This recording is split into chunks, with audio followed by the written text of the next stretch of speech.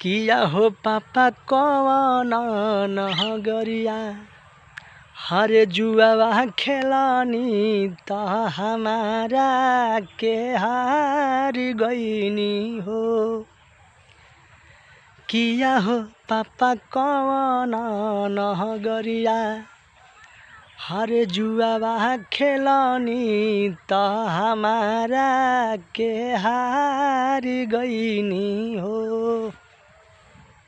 तब बाप का आवाज़ आ रहा है कैसे। किया हो बेटी अवधान गरिया हरे जुआवा खेलानी तह तहारा के हार गईनी हो।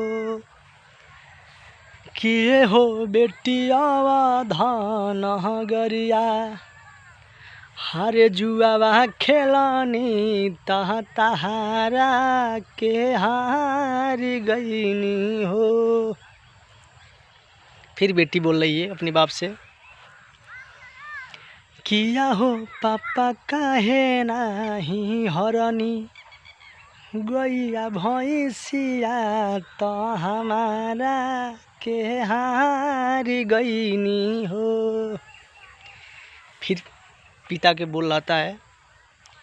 किया हो बेटी गैया भैंसिया घर के लक्ष्मीनिया तो तू पराया भैलू हो।